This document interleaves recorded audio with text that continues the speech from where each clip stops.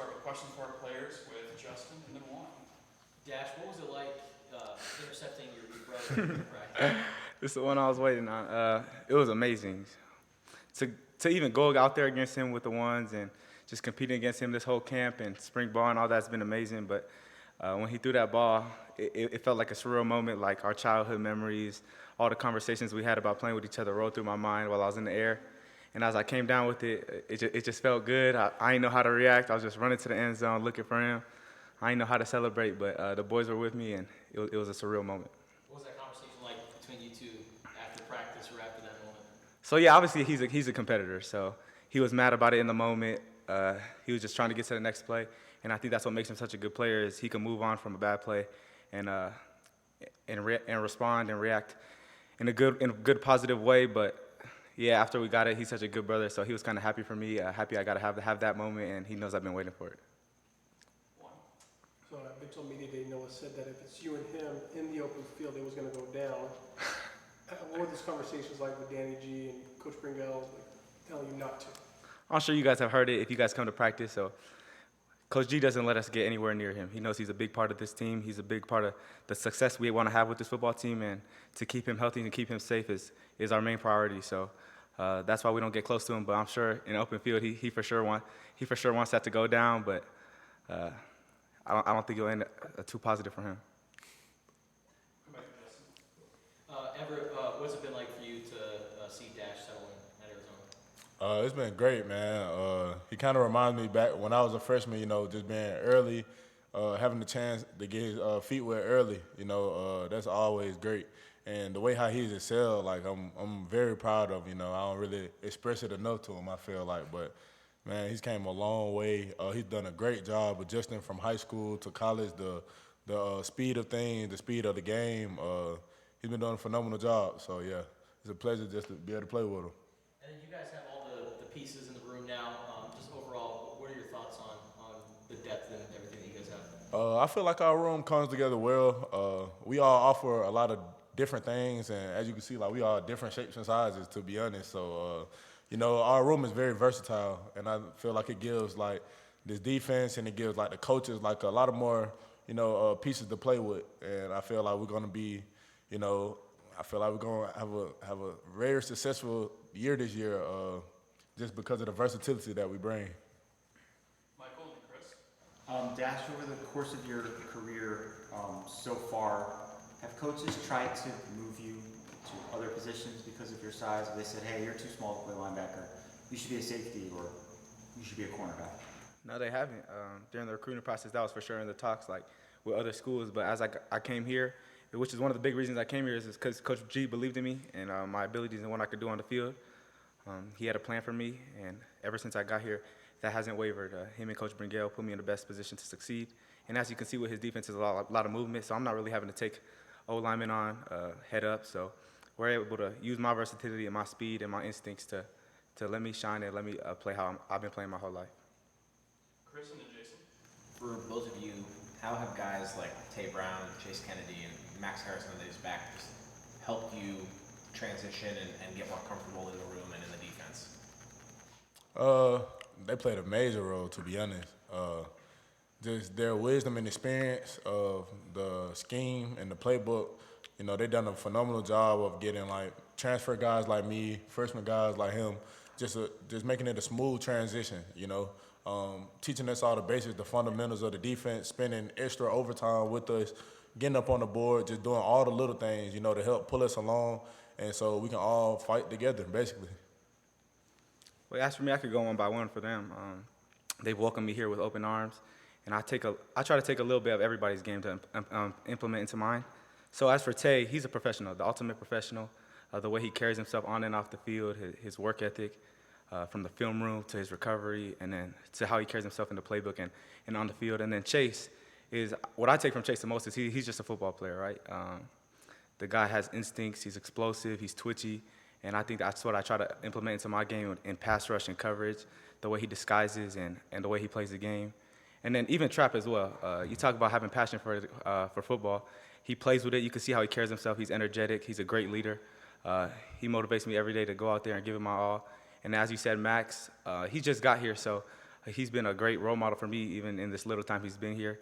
He's undersized as me as well, so I like to pick his brain on what he sees and how he could move around and the benefits he could get from all this movement in our defense. So they've all been great, and I look forward to having a good season with them. Jason and then Justin. One thing that's been, for both of you, one thing that's been consistent when we're talking to other players is the rooms, no matter what it is, are competitive, but the guys get along well. How would you describe that dynamic within the team? Like, yeah, you want to start, obviously, but at the same time, you're kind of open.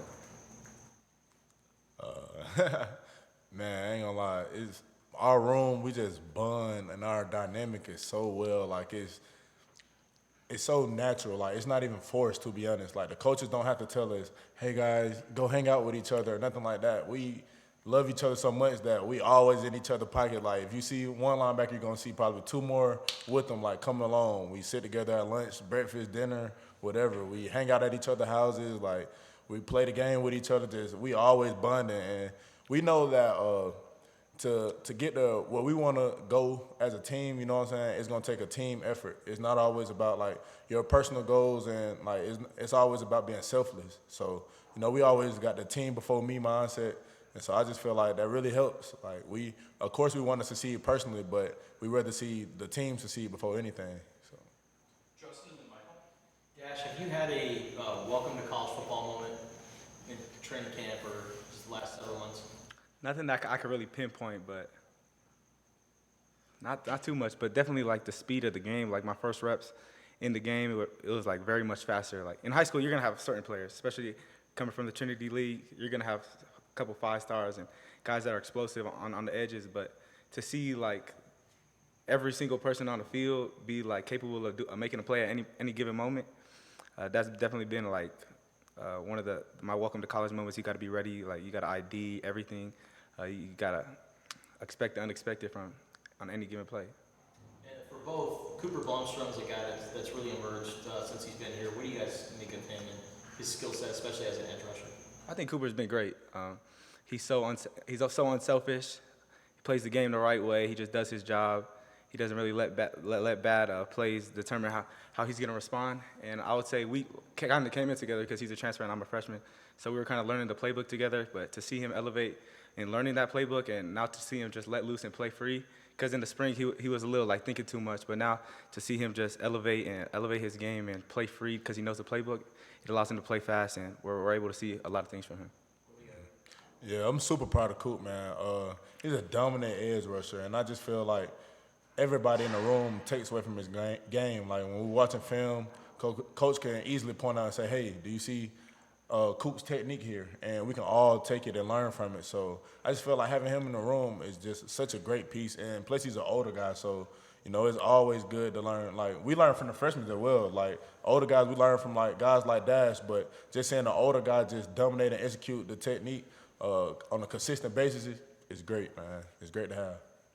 Michael and Chris. Everett, at your previous stop, did you play more like kind of as an edge rusher or a space player? Yeah, so at my previous stop, the scheme was a little bit similar to this one, but I found myself getting stuck on the ball a little bit more. So you could, like, a lot of people was like labeling me as an edge, but you know here like it allows me to be like more versatile. So like you can expect me to see a little bit more off the ball, on the ball, just doing a little bit of everything. All right, whether it's you or Chase or Cooper, it seems like all three of you kind of maybe had that label when you got here, that you were just that, and they've developed you guys into more all-around linebackers. What is that process?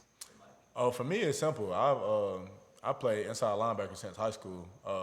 My first school before Memphis, I played inside linebacker strictly only. So when I got to Memphis, I just so happened to be like one of the bigger linebackers. So in that scheme, it just fit more for me to play more on the ball. So it's been a smooth transition. We'll finish up with Chris. Just for Dash, obviously talking about, you and Noah on the field, but how has he just helped you get more comfortable, acclimated to college, living away from home, all the random things of kind of growing up and going to school? I tell people all the time, I probably had one of the smoothest college transitions of all time. I mean, come in here. He already has a house, so I didn't really have to deal with the dorm situation, get acclimated.